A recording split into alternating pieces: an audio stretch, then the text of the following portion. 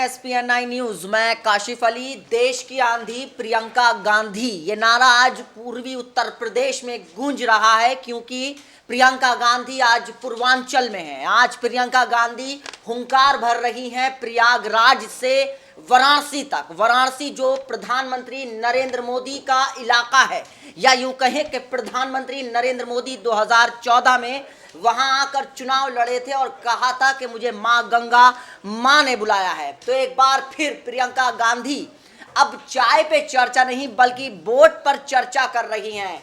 ये प्रियंका गांधी ही कर सकती हैं। प्रयागराज में सबसे पहले उन्होंने लेटे हुए हनुमान जी की पूजा की।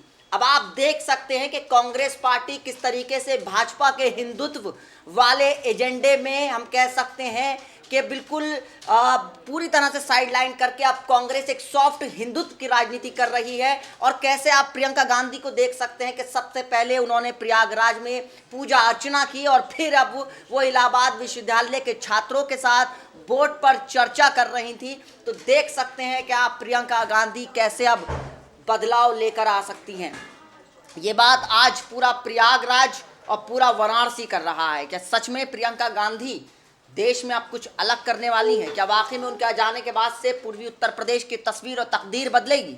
ये आने वाला वक्त बताएगा। फिलहाल प्रयागराज से वाराणसी की बोट पर वो सवारी करेंगी, उसके बाद वहाँ पर कई लोगों से मुलाकात करेंगी, बोट पर चर्चा करेंगी और गंगा में नाव की सवारी सीतामढ़ी तक होगी और साथ ही साथ इलाहाबाद विश्वविद्यालय के छात्रों से बातचीत और सांची बात प्रियंका के साथ, ये नारा दिया गया है। जिस मुलाकात को सांची के साथ प्रियंका के बात लिखा है और साथ ही साथ नेहरू गांधी परिवार आनंद भवन का भी उन्होंने दौरा किया। और आनंद भवन का ताल्लुक बहुत पुराना है गांधी परिवार से, क्योंकि 1917 में इंदिरा गांधी का यहाँ जन्म हुआ था और 1942 में उनका विवाह भी इसी भवन से हुआ था। प्रियंका गांधी ने एक ट्वीट किया, उसके बाद साफ तौर पर उन्होंने लिखा कि प्रियंका गांधी ने लिखा कि उन्हें इस वक्त अपनी दादी की याद आ रही है इस कमरे को देखकर। और तो जाहिर सी बात है कि प्रियंका गांधी हर एक तरीके से अपने आप लोगों को अपनी तरफ लाने की कोशिश कर रही हैं, चाहे वो इमोशनली हो या फिर ज़मीन पर उतरकर हो, या हर तरीके के वो दांव पेच खेल रही हैं। उनका ये तरीक़े जो हैं वो एक कह सकते हैं कि उत्तर प्रदेश की राजनीति में हलचल पैदा किए हुए हैं।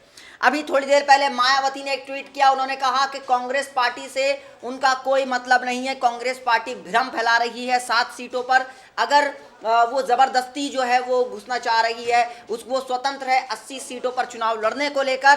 तो फिलहाल उत्तर प्रदेश की राजनीति अब दिलचस्प हो चली है, क्योंकि बात सवाल लोकसभा चुनाव की है तो प्रियंका गांधी अपने तरीके से कर रही हैं। और सबसे बड़ी बात यह है कि एक जो चीज़ आप लोग भी गौर कर रहे होंगे कि गोवा के मुख्यमंत्री मनोहर पारीकर हमारे बीच नहीं रहे, लेकिन आज टीवी पे मनोहर पारीकर के खबरें कम नज़र आ रही हैं, प्रियंका गांधी ज़्यादा नज़र आ रही हैं। तो आप इससे अंदाज़ा लगा सकते हैं कि अब जो मीडिया वाले हैं वो क्या चाहते हैं और जनता जो है वो क्या देखना चाह रही है। तो ये सारी चीज़ें हैं जो बता रही हैं कि आखिर मनोहर पारीकर के देहांत को, खबर को क्यों पीछे किया जा रहा है और क्यों प्रियंका गांधी को आगे किया जा रहा है। ये भी एक सोचने वाला विषय है। फिलहाल जिस तरीके से प्रियंका गांधी उत्तर प्रदेश में पहुंची हैं, पूर्वी उत्तर प्रदेश में अब हुंकार भर चुकी हैं, वो देखना ये होगा कि आज सच में आने वाले वक्त में प्रियंका गांधी क्या वाकई में कांग्रेस जो वेंटिलेटर पे उत्तर प्रदेश में क्या कुछ बेहतर कर पाएंगी?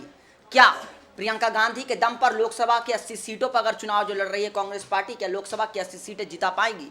ये प्रियंका गांधी के लिए सिर्फ एक चुनाव नहीं बल्कि उनका राजनीतिक भविष्य भी है, क्योंकि अगर ये चुनाव में अगर कांग्रेस पार्टी हारती है तो ये हार सिर्फ कांग्रेस पार्टी की नहीं बल्कि प्रियंका गांधी की हार होगी। तो अब देखना ये होगा कि प्रियंका गांधी क्या सच में देश की आंधी हैं?